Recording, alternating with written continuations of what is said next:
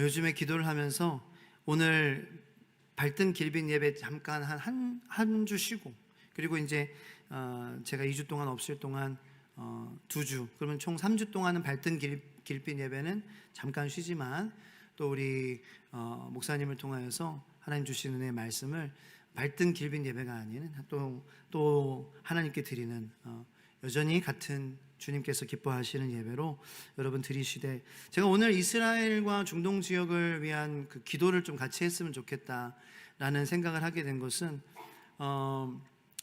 너무 제가 제 자신에 대해서 이스라엘에 대한 관심이 없었다라는 그런 회개를 했습니다. 이스라엘을 위해서 기도하고 있는가? 아니요, 기도하고 있지 않아요. 이스라엘을 위해서 마음 아파하고 있는가? 아니요. 근데 항상 우리는 이스라엘에서 있던 일들, 이스라엘에서, 이 지역에서 있던 믿음의 선배들의 이야기를 전하고, 예수님께서 활동하셨던 그 유대 지역, 그 말씀, 그 사람들 항상 전하고 하는데, 이스라엘에 대한 관심을 많이 가지지 못했다라는 그러한 회개를 하게 되었습니다. 그래서 말씀을 중심으로 조금 이렇게 그냥 공부를 제 스스로 좀 하기 시작을 했고, 그동안 공부한 것들을 성경을 통해서, 가장 중요한 것은 성경 말씀이니까 하나님 말씀을 처음과 나중으로, 그리고 가장 중요한 기준으로 삼고 여러분들과 함께 나누고, 우리 주의 소망교회는 이스라엘을 위해 기도해 줄 수 있는 그러한 우리 교회, 지역 교회가 됐으면 좋겠다. 그것이 왜 하나님께서 기뻐하시는 것인지 알아갔으면 좋겠어요. 그래서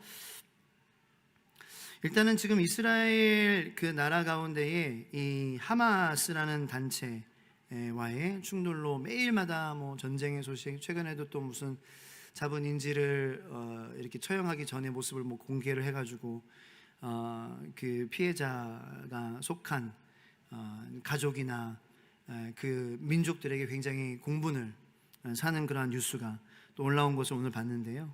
이 하마스라는 이 존재에 대해서 일단 여러분들 저보다도 잘 아실 수도 있겠지만, 하마스라는 지금 존재가 이스라엘과 굉장히 컨플릭트가 대적하고 있죠. 충돌이 벌어지고 있습니다. 이 하마스는 아랍어로 하라카트 알 무카와마 알 이슬라미아, 이 제가 말씀드린 그 표현에 두 문자어로 하마스라는 뜻은 이슬람 저항 운동, Islamic Resistance Movement 라는 의미입니다. 그러니까 이슬람의 이름으로 싸우겠다라는 거죠. 저항하겠다, 저항하는 운동이다. 2023년, 작년이죠. 작년 10월 7일 하마스가 이스라엘을 테러 공격했습니다. 그래서 1,700여 명이 이상이 사망했습니다. 많은 유대인들도 있었죠. 그런데 더 충격적인 것은, 물론 그 테러 사건도 충격적이었지만 그것을 본 전 세계의 그 뉴스를 본 사람들의 반응이었습니다. 오히려 더 하마스를 지지하고 더 공개적으로 유대인들을 증오하는, 이게 엔타이 세미티즘이라고 반유대주의거든요. 반유대인들, 반유대주의를 더 외치는 거예요.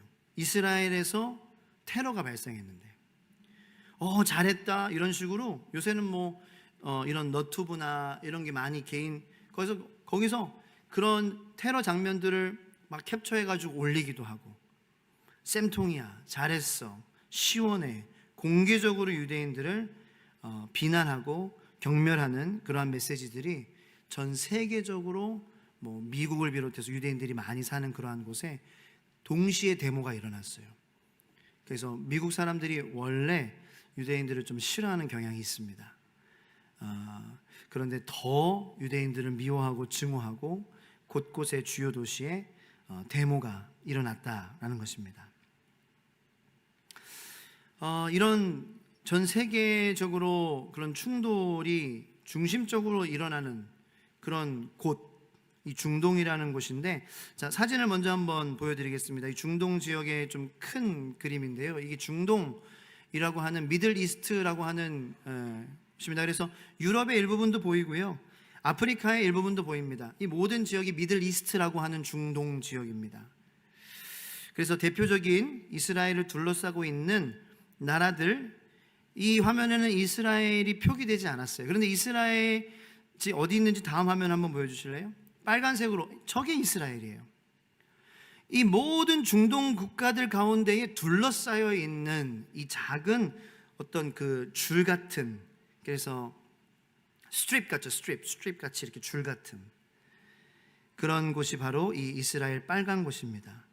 이곳에서 여러분, 우리가 성경에서 읽는 모든 믿음의 이야기들이 저곳에서 다 일어난 이야기들이에요.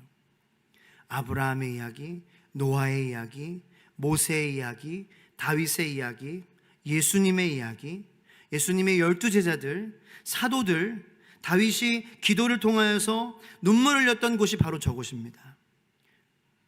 다윗의 장막에서 주님을 예배했던 곳이 바로 저곳입니다. 다 저곳, 솔로몬의 성전 저곳입니다.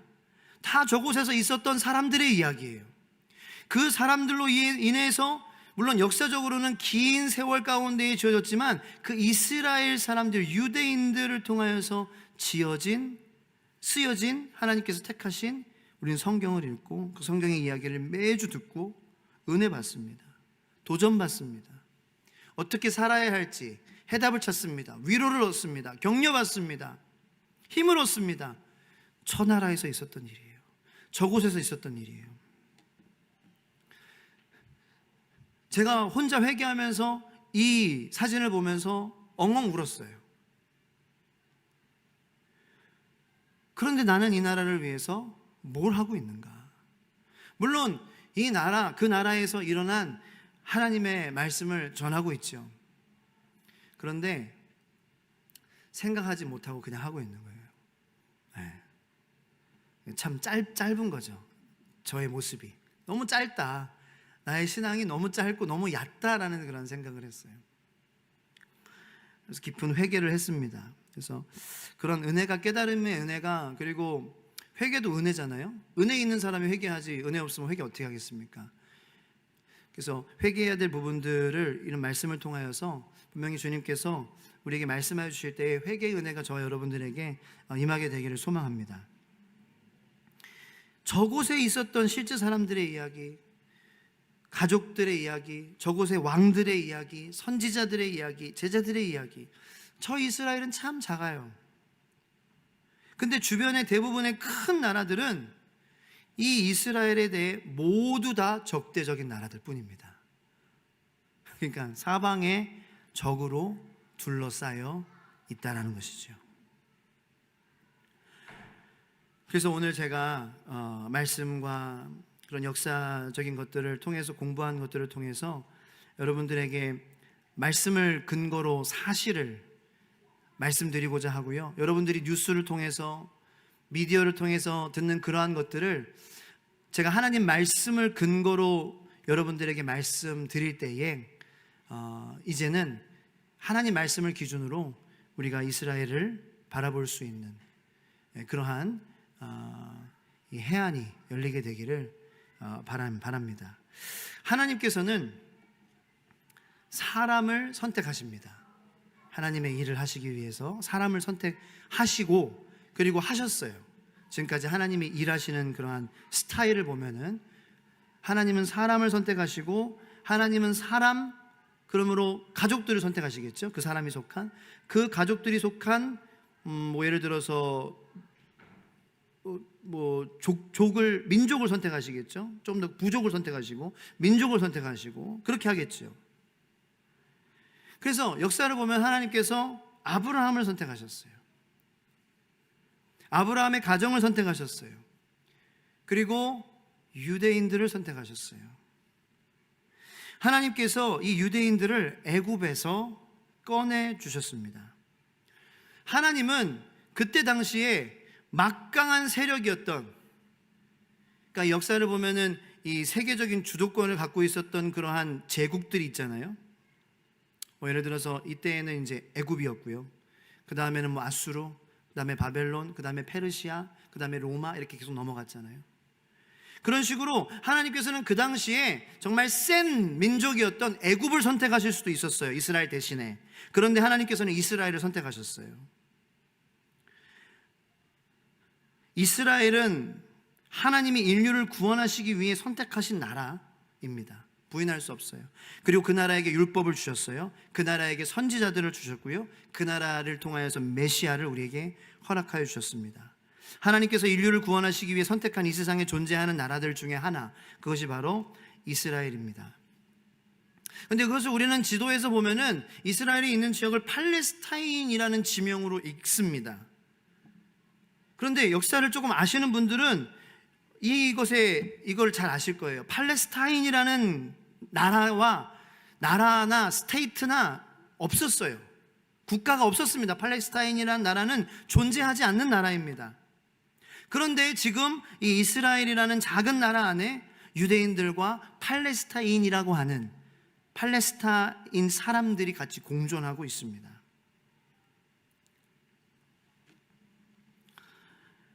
왜 그 땅은 이스라엘 사람들의 땅이어야 하는 것이며, 또 어떻게 팔레스타인은 존재하지 않는 그러한 스테이트 혹은 컨트리 나라인지 제가 말씀을 통해서 여러분들에게 좀 같이 공부한 것을 나누겠습니다.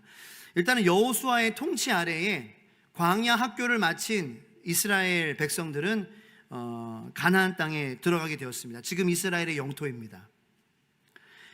예루살렘은 하나님께서 아브라함에게 이 가나안 땅은 그의 자손들에게 약속하신 이 세상의 땅이 맞습니다. 2000여 년 동안 유대인들은 예루살렘에서 정착해 왔습니다. 그런데 지금 팔레스타인들이라고 하는 이 사람들을 비롯해서 주변 나라들은 유대인들을 지금 그 땅에서 쫓아내려고 하고 있습니다.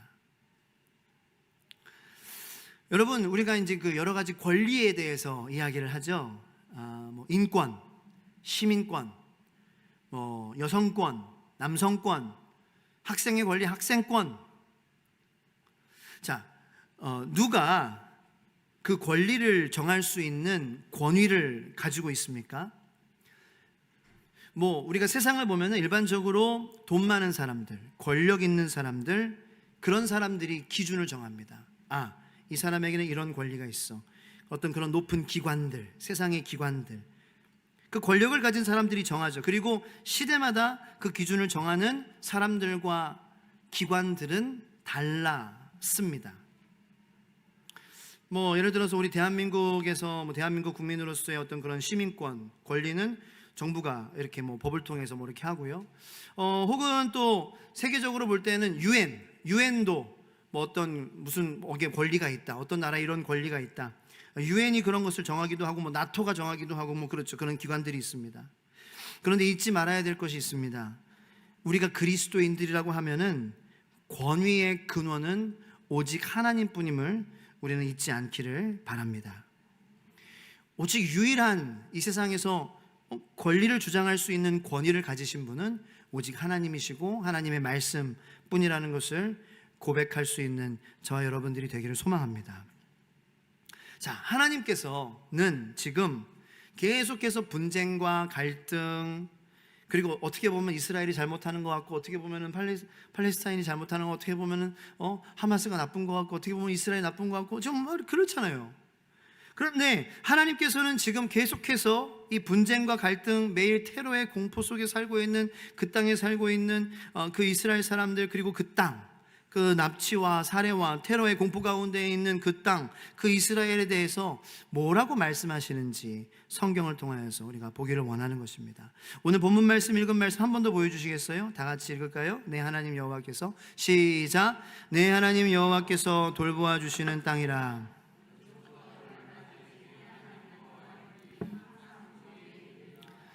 네, 신명기 11장 12절 말씀을 체크해 놓으세요. 밑줄 그어 놓으세요. 이게 하나님께서 이스라엘 땅을 보시는 마음이라는 거예요. 너의 하나님 여호와께서 돌보아 주시는 땅이라 연초부터 연말까지 내 하나님 여호와의 눈이 항상 그 위에 있느니라. 지난주 주일에 제가 잠깐 아모스 3장 2절 말씀, 너밖에 안 보여. 내 눈에는 너밖에 안 보여. 너밖에 없다. 물론 우리 모두를 다 사랑하시지만 이스라엘 그 땅을 향하여서 하나님께서는 이 땅밖에 안 보인다라고 말씀하시는 거예요. 그게 하나님의 이해할 수 없는 사랑이라는 거죠. 10번이면 9번 실패하는 이스라엘 민족 같은 그 민족을 사랑하시는 게 하나님의 마음이라는 거예요. 그리고 그 민족을 위해서, 세계 민족을 위해서 10번 감사할 거 있으면 9번 불평하고 한 번밖에 감사하지 못하는 우리들을 위해서 예수 그리스도를 보내주셨다는 거죠. 그리고 그분은 우리를 위해서 인간이 되셨고 완전한 인간으로서 하나님으로서 죽으셨다는 것입니다. 이해할 수 없는 사랑이에요. 우리가 말은 하죠. 제가 지금 말을 하지만 이해하지 못하고 말하는 거예요. 그건 제 영역이 아니에요. 그 사랑은. 그건 하나님만이 하실 수 있고 하나님만이 저에게 가르쳐 주시고 말씀해 주시고 나타내 주실 수 있는 사랑입니다. 근데 하나님께서 말씀하시는 거예요. 그 땅 위에 내 눈이 항상 함께 있다. 지금 테러와 전쟁과 그런 갈취와 협박과 납치와 폭탄 터지고 사람들 막 유혈 사태가 매일 벌어지고 매일 총격이 막 벌어지고 있고, 그쪽은 지금 외교부에서 가지 못하게 또 이렇게 여행 자유가 있어서 가려면 가겠지만 분명히 외교부에서 지금 빨간색으로 딱지 붙여놨잖아요. 가면 안 되는 그런 지역이다. 지금 위험한 상황이라는 거죠. 자, 그래서 다시 한번 여러분들 이것을 통해서 여러분들의 그냥 역사 공부가 아니라 그냥 어떤 정치 시간이 아니라 말씀에 대한 눈이 열렸으면 좋겠어요. 하나님께서 아브라함을 갈대아 우르, 그 메소포타미아 문명이 있는 그곳에서 살던 아브라함을 부르셔서 그 사람을 떠나라고 하셨어요. 내가 너에게 보여줄 그 땅, 그 이스라엘, 그 가나안 땅으로 가라. 근데 그때는 어디로 갈지 몰랐어요, 아브라함이. 그래서 아브라함은 중간에 하란에 머물렀죠. 그래 하란에서 머물다가 가나안 땅으로 갔습니다. 하나님께서 약속하셔서 아브라함이 그 땅을 차지할 것이다 말씀하셨습니다. 그래서 하나님께서 그 땅을 가나안 땅이라고 말씀하셨고 그 가나안 땅은 아브라함과 그의 자손들에게 주시겠다고 약속하셨습니다. 자, 여기서 저는 여러분들 오늘 6가지의 팩트, 사실들을 여러분들에게 말씀해 드릴 건데요, 성경을 근거로 첫 번째 팩트입니다. 그 땅, 이스라엘 땅은 하나님의 땅입니다. 내가 너에게 보여줄 그 땅, 내 땅이에요. 원래는 하나님 땅이에요. 근데 이 세상에 여러분 놀라운 사실은 어떤 땅이든 하나님 땅이에요. 모르셨죠? 모든 땅이 하나님 땅이에요. 사실 토지대장은 이 성경에 있어요. 이 성경이 토지대장이에요. 가장 유효한 토지대장은 성경입니다. 태초에 하나님이 말씀으로 천지를 창조하시니라. 하늘천, 땅지, 땅을 창조하셨어요. 누군 창조한 사람 거예요. 하나님 거예요. 하나님 건데 우리가 그걸 네 거 내 거라고 싸우고 있는 싸우고 더 차지하려고 하고 못 가져서 막 나는 못 가졌어 하면서 한탄하고, 못 가져서 한탄할 필요도 없어요. 사실은 이게 분명해지면. 왜냐면 하나님 아버지 땅이야. 그럼 내 땅이야. 저 사람이 살고 있지만 저건 사실 내 땅인 거야. 그런 거죠. 하나님 아버지 땅이에요. 그래서 땅 많이 없다고, 아파트 평수 작다고 슬퍼하지 마세요. 할렐루야. 그 땅에서 여러분들이 행복하시기를 축원합니다. 모든 게 하나님 땅이니 뭐가 부러워요? 그래도 조금은 부럽죠, 인간적으로. 그죠? 그러지 말자라는 거죠. 하나님의 땅이다. 이게 팩트 1입니다. 하나님이 모든 것을 창조하셨기에 하나님께서 각각 하나님께서 맞다고 생각하는 사람들을 그 시대에 어떤 그룹들에게 영토를 허락하셨습니다. 이게 제 말이 아니라 사도행전 17장 26절에 기록이 되어 있습니다. 다 같이 읽겠습니다. 시작. 인류의 모든 족속을 한 혈통으로 만드사 온 땅에 살게 하시고 그들의 연대를 정하시며 거주의 경계를 한정하셨으니. 그러니까 이 대한민국 사람이 대한민국의 영토에 살게 하신 것은 하나님의 말씀대로 이루어진 것이라는 거죠. 일본 사람들은 일본 거기 섬에 거기에 영토. 자꾸 독도를 우리 자기 땅이라고 그러는지 모르지만 중국 사람들은 부러워, 넓네. 근데 하나님이 정하신 거예요. 하나님이 그들의 연대를 정하시고 시기를 정하시고 경계를 정하셔서 너희들은 여기 살아라, 너희들은 여기 살아라. 그렇게 해서 우리가 지금까지 왔다라는 것입니다. 자, 가나안 땅에 대한 이 성경의 말씀은 가나안 땅에 대해 이 성경은 아브라함의 이제 주시는 땅이고 아브라함의 유산이라고 몇 번이나 말씀하시는 거예요. 먼저는 하나님의 땅이고 하나님의 유산이다라고 먼저 말씀하시고 그리고 아브라함에게 주신 거죠. 그래서 레위기 25장 23절 말씀, 하나님의 땅이라는 증거가 여기 있어요. 시작. 토지를 영구히 팔지 말 것은 토지는 다 내 것이며, 하나님 말씀이에요. 너희는 거류민이요 동거하는 자로서 나와 함께 있느니라. 이것이 팩트 1을 근거하는 말씀이에요. 모든 땅은 하나님의 것이다. 이스라엘도 하나님의 것이다. 대한민국도 하나님의 것이다. 땅이. 자, 팩트 2입니다. 두 번째, 하나님께서는 그 이스라엘 땅을 아브라함과 그의 자손들에게 주셨습니다. 창세기 12장 7절 말씀 다 같이 읽겠습니다. 여호와께서 아브라함에게 나타나 이르시되 내가 이 땅을 네 자손에게 주리라 하신지라. 자기에게 나타나신 여호와께 그가 그곳에서 제단을 쌓고. 아멘. 하나님의 땅인데 하나님께서 아브라함과 아브라함의 자손에게 줄 것이다 라고 말씀하시는 거예요.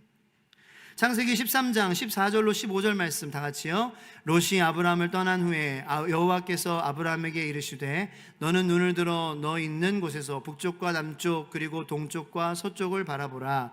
보이는 땅을 내가 너와 네 자손에게 주리니 영원히 이르리라. 아멘. 그래서 롯은 소돔과 고모라 쪽을 바라봤고 아브라함은 가나안 쪽을 바라봤죠. 그래서 그 땅을 그와 그의 자손들에게 주시겠다고 하신 약속이 이루어지는 과정을 보여주고 있는 거예요. 15장 8절 창세기 시작. 내가 이 땅을 애굽 강에서부터 그 큰 유브라데까지 내 자손에게 주노니. 자, 그러면 우리는 성경을 통하여서 그 이스라엘 땅은 아브라함과 아브라함 자손들에게 주신 땅이라는 것을 분명히 알 수 있습니다. 자, 그렇다면 아브라함의 자손이 누구냐? 4억 6,500만 아랍인들이에요. 그리고 1,600만 유대인들입니다. 이게 아브라함, 현재까지 아브라함의 자손들입니다.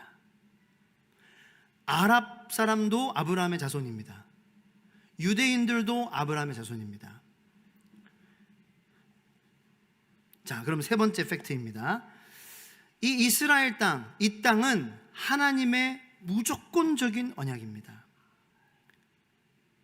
이 땅은 무조건 약속에 속합니다. 그러니까 조건적, 컨디셔널 프로미스가 있어요. 하나님과 우리와의 관계에서. 그리고 언컨디셔널, 우리의 어떤 우리가 배반하더라도 변하지 않는 약속이 있어요. 우리가 실패하더라도 변하지 않는 약속이 있어요. 그거를 unconditional, 컨디션, 조건에 의하지 않은 약속, 무조건적인 언약도 있습니다. 그 땅은 하나님의 무조건적인 언약입니다. 창세기 17장 7절로 8절 말씀 시작. 내가 내 언약을 나와 너 및 대대 후손 사이에 세워서 영원한 언약을 삼고 너와 내 후손의 하나님이 되리라. 내가 너와 내 후손에게 내가 거류하는 이 땅 곧 가나안 온 땅을 주어 영원한 기업이 되게 하고 나는 그들의 하나님이 되리라. 아멘. 영원한 언약이라고 그랬어요. 영원한 언약. 영원하니까 우리가 실패해도 하나님의 약속은 그 약속은 계속되는 거예요. 깨지지 않는 언약을 영원한 언약이라고 하겠죠. 많은 사람들이 착각하는 것이 뭐냐면요, 이 땅에 대한 약속이 이스라엘이 하나님의 말씀에 순종하면 허락하시고 불순종하면 뺏어가시는 그러한 땅이라고 생각한다는 것입니다. 그런데 그것은 아니라는 거죠. 조건적 언약은 나의 말에 순종하면 내가 너의 하나님이 되고 너는 나의 백성이 되리라, 이런 것이 조건적인데 말씀에 순종하지 않으면 심판을 받으리라, 이게 조건적 그러한 언약이죠. 그런데 이 이스라엘은 조건적 언약에 대해서는 심판을 받았습니다. 네. 말씀대로 살지 않았어요. 불순종했어요. 우상 섬겼어요.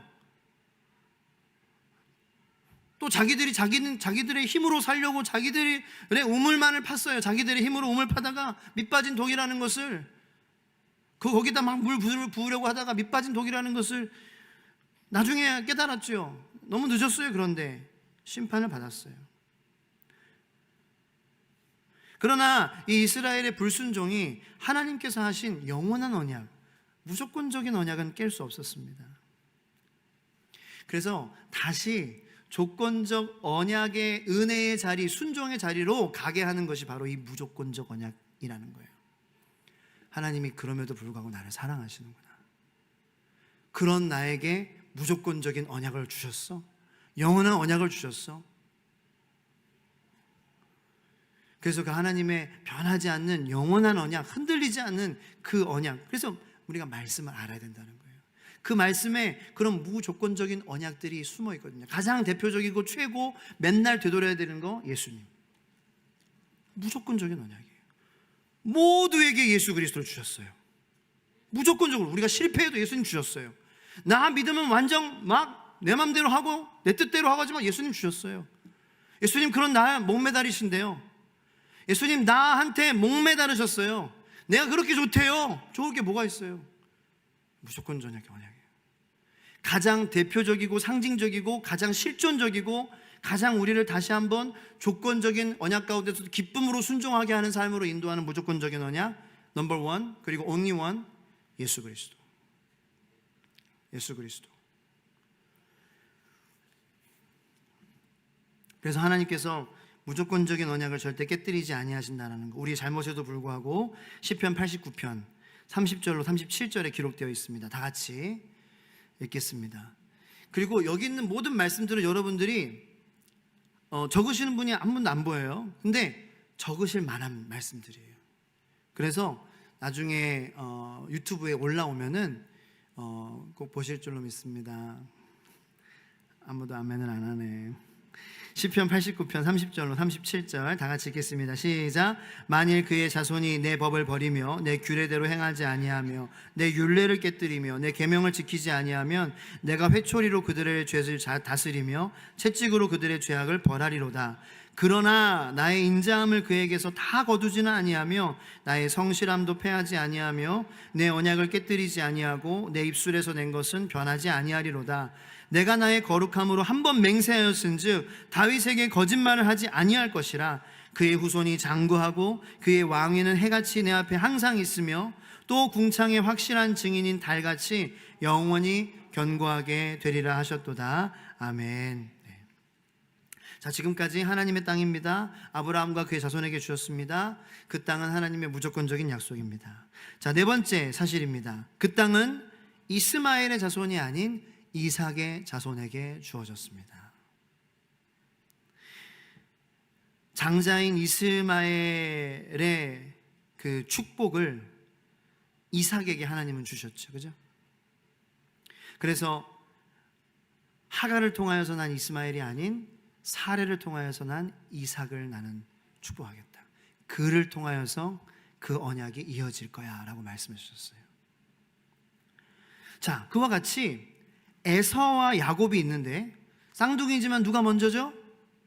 에서. 누가 둘째예요? 야곱. 그런데 에서가 아닌 야곱이 장자의 축복을 받았어요.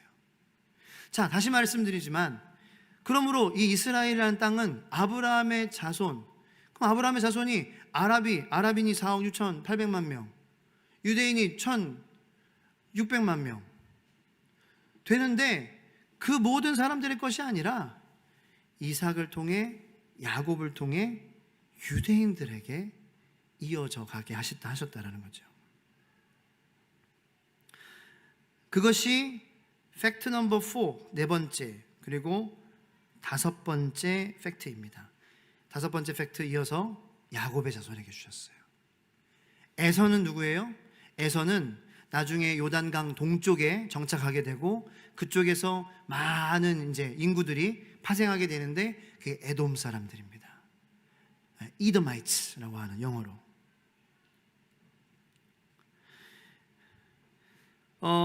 에서나 이삭과도 같이 에서나 이스마엘과도 같이 이 장자의 축복을 받는 것이 마땅하지만 에서 같은 경우는 장자권을 쉽게 여겼죠. 그래서 그런 영적인 축복 필요해. 하나님, 영적인 하나님 별로 실제적이고 보이는 게 중요하지. 그래서 팥죽을 줘. 그래, 장자권 보이지 않는 영적인 그거 너 가져.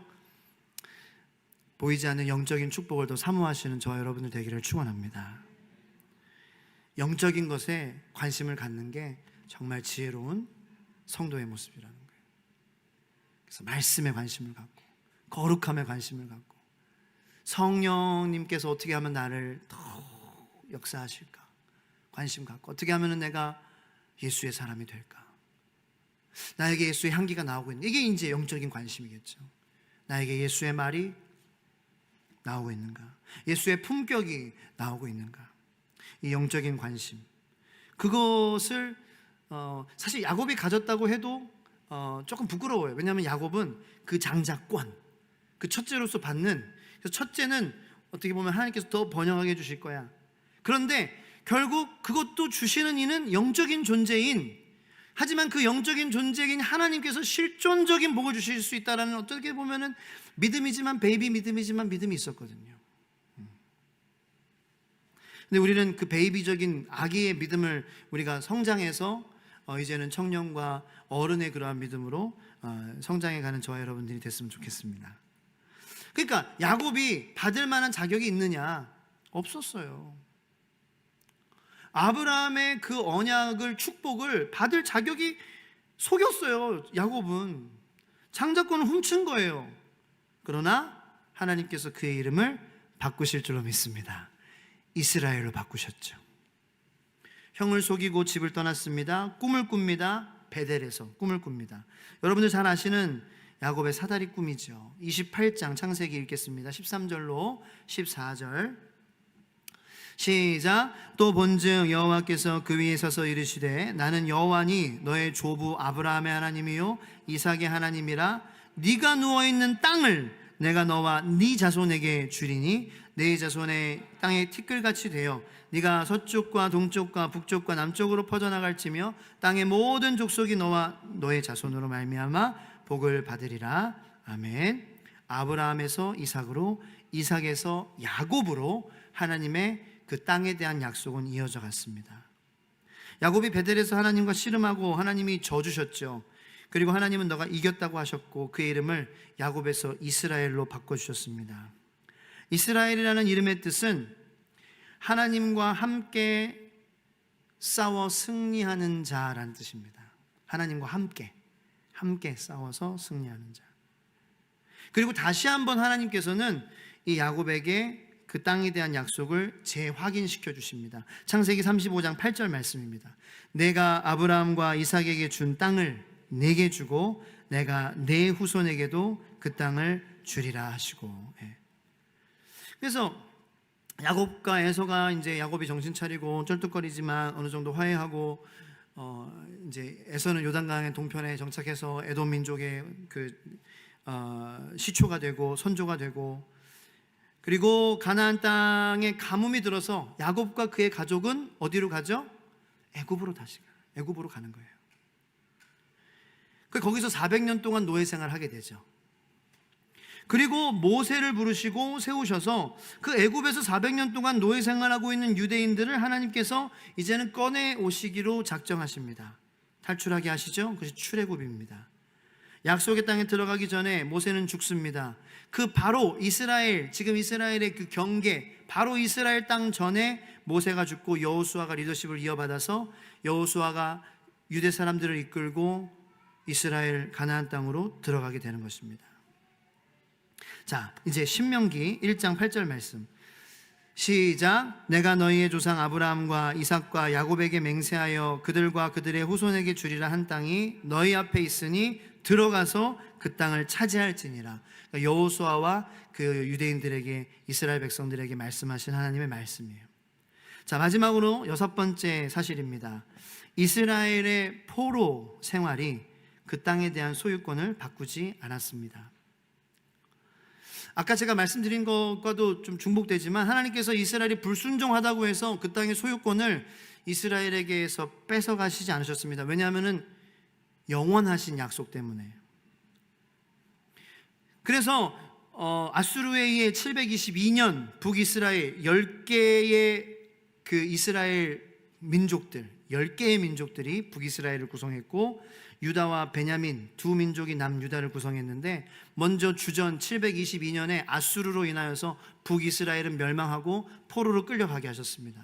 그리고 주전 586년에 바벨론으로 인하여서, 바벨론이 이제 아수르도 먹고 해서 바벨론이 남유다를 점령하여서 포로로 끌고 갔습니다. 많은 사람들은 이스라엘이 아수르와 바벨론에 의해 멸망당했기 때문에 그 땅의 소유권도 그때 잃어버렸다, 하나님의 약속은 무효화가 되었다라고 하지만 성경에는 그렇게 기록되지 않았습니다. 놀라운 사실은 그 일이 일어나기 훨씬 전에 신명기에 하나님께서 그 일을 예고하셨다라는 것입니다. 신명기 30장 3절로 5절 말씀. 내 하나님 여호와께서 마음을 돌이키시고 너를 긍휼히 여기사 포로에서 돌아오게 하시되 내 하나님 여호와께서 흩으신 그 모든 백성 중에서 너를 모으시리니 내 쫓겨간 자들이 하늘가에 있을지라도 내 하나님 여호와께서 거기서 너를 모으실 것이며 거기서부터 너를 이끄실 것이라. 내 하나님 여호와께서 너를 내 조상들이 차지한 땅으로 돌아오게 하사 내게 다시 그것을 차지하게 하실 것이며 여호와께서 또 내게 선을 행하사 너를 내 조상들보다 더 번성하게 하실 것이며. 아멘. 신명기 말씀에 몇백 년 후에 일어날 이스라엘의 분열 왕국 이스라엘의 이 포로 생활이 기록이 되어 있었습니다.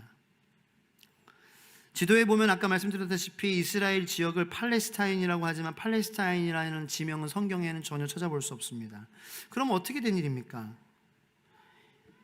이 팔레스타인이라는 이름은 이교도 황제인 하드리안, 혹은 역사를 좀 아시는 분들은 아실 텐데 하드리아누스라는 황제가 붙인 이름입니다. 로마가 예루살렘을 함락했지요. 그리고 이제 주후 서기 135년에 하드리안 황제가 들어와서 예루살렘을 에일리나 캐피탈리나라는 이름으로 바꿉니다. 행정명을 바꾼 거예요. 그리고 남유다가 살던 그 예루살렘이 있는 그 지역을 팔레스티나라고 부르기 시작했습니다. 근데 이 팔레스티나라는 이름은 어디서 온 이름인 줄 아세요? 필리스틴, 바로 블레셋이라는 이름에서 왔습니다. 유대인들의 주적이었던 블레셋, 하나님 조롱하고 멸시하고 대적했던 그 블레셋이라는 이름을 딱 갖다 놓은 거예요. 일부러 하나님 조롱하는 거죠. 유대인을 멸시하는 거죠. 거기서 팔레스티나, 팔레스타인, 그게 나왔던 거예요. 역사 안에 그런 나라는 없어요. 어떻게 보면 그런 적그리스도적 사역을 하는, 사역이라고 하면 안 되겠죠. 적그리스도적 일을, 짓을 하고 있는 그런 권력 있는 황제 한 명이 하나님을 멸시하고 조롱하고, 유대인들을 조롱한다는 것은 그 유대인의 하나님을 조롱하는 거잖아요. 그렇게 해서 팔레스타인이라는 이름이 붙여지게 된 것입니다. 그래서 그 지역에 사는 사람은 유대인이건 아랍인이건 팔레스타인 사람으로 불리기 시작한 거죠. 그래서 1948년에 이스라엘이 독립을 했죠. 독립을 하기 전까지 그 지역에서 태어난 사람은 유대인도 국적이 팔레스타인으로 된 거예요. 그런데 아랍의 역사학자들도 이 팔레스타인이라는 나라는 존재하지 않는 나라, 역사에 없는 나라라고 이구동성으로 이야기합니다. 지금 그 이스라엘에는 팔레스타인 사람들이 살고 있습니다. 이스라엘이 자기들의 영토를 점령했다고 이야기합니다. 지금 이스라엘은 중동의 22개국 아랍 나라들, 그리고 49개국 무슬림 나라들 가운데 이 작은 이스라엘 유대인들이 있습니다. 누가 누구를 점령하려고 하고 있는 것입니까? 마지막 지도를 하나 보여주시겠어요? 잘 안 보이시죠? 가까이서 보면은 너무나도 많은 나라들이 있어요. 이 모든 나라들이 아랍 나라들 22개국, 그리고 49개의 나라들은 무슬림 나라에, 이 이스라엘은 저기 아주 작은 지중해 거기 옆에, 터키 아래에, 시리아 옆에, 요르단 옆에 이스라엘이라고 작게 붙여져 있어요.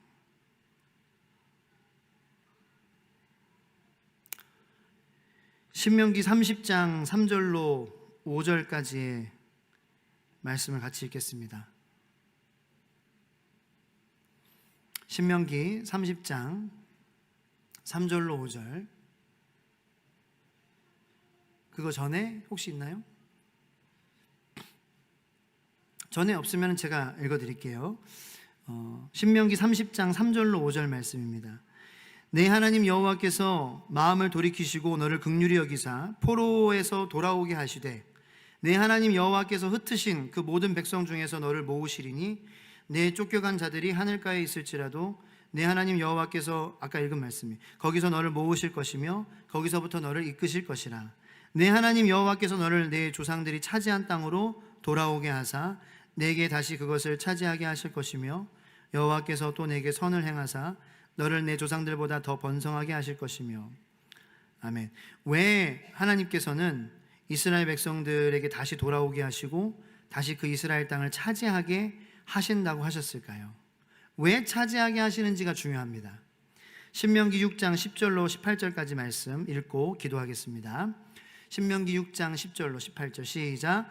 내 하나님 여호와께서 내 조상 아브라함과 이삭과 야곱을 향하여 내게 주리라 맹세하신 땅으로 너를 들어가게 하시고 내가 건축하지 아니한 크고 아름다운 성읍을 얻게 하시며 내가 채우지 아니한 아름다운 물건이 가득한 집을 얻게 하시며 내가 파지 아니한 우물을 차지하게 하시며 내가 심지 아니한 포도원과 감람나무를 차지하게 하사 내게 배불리 먹게 하실 때에 너는 조심하여 너를 애굽 땅 종 되었던 집에서 인도하여 내신 여호와를 잊지 말고 내 하나님 여호와를 경외하며 그를 섬기며 그의 이름으로 맹세할 것이니라.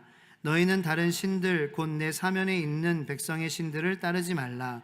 너희 중에 계신 너희의 하나님 여호와는 질투하시는 하나님이신즉 너희의 하나님 여호와께서 내게 진노하사 너를 지면에서 멸절시키실까 두려워하노라. 너희가 마사에서 시험한 것 같이 너희의 하나님 여호와를 시험하지 말고 너희의 하나님 여호와께서 너희에게 명하신 명령과 증거와 규례를 삼가 지키며 여호와께서 보시기에 정직하고 선량한 일을 행하라. 그리하면 내가 복을 받고 그 땅에 들어가서 여호와께서 모든 대적을 내 앞에서 쫓아내시겠다고 내 조상들에게 맹세하신 아름다운 땅을 차지하리니 여호와의 말씀과 같으니라. 아멘. 한마디로 하나님께서 이스라엘 백성들을 다시 포로 생활에서 돌아오게 하신, 차지하게 하신 이유는 너희는 그 땅에서 다시 성부 하나님, 성자 하나님, 성령 하나님을 섬기는 장자의 나라가 되어라. 그 목적 하나님께서 계속 이어가게 하시기 원해서 차지하게 하시려고 한 거예요. 차지하게 하시겠다고 말씀하신 거예요. 이 이스라엘에 대한 지금 성경적 고찰과 왜 기도가 필요합니까?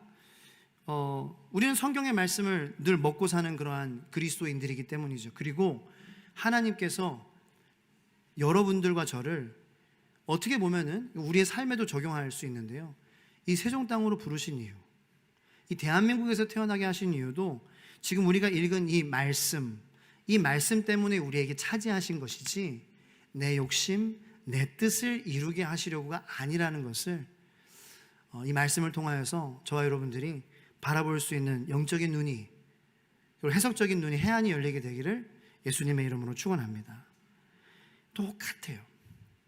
우리도 이 땅 가운데에 하나님 경외하지 않고 우리 마음대로 살고 다른 신들 섬기고 그리고 왜 사는지 모르고 여호와를 시험하고 맨날 선량한 일 행한 여호와께서 보시기에 정직하게 살지 않고 선량하게 살지 않고 예수님 닮아가지 않고 살면은 결국 이 땅, 우리가 사는 이 땅 가운데에도 우리는 기쁨과 평화를 누릴 수 없는, 소망을, 믿음을 지킬 수 없는 그러한, 그래서 하나님이 우리를 도우시는 그 도우심 없이 우리는 살 수 없는 존재들이라는 거죠. 우리가 이 땅에서, 대한민국에서, 세종에서 하나님 떠나 살면서 어디서 힘을 얻겠습니까? 어디서 믿음을 지킬 수 있는 힘을 얻고 어디서 찬양할 수 있는, 기도의 사람으로, 사랑의 사람으로, 따뜻한 사람으로 살 수 있는 힘이 어디서 나옵니까?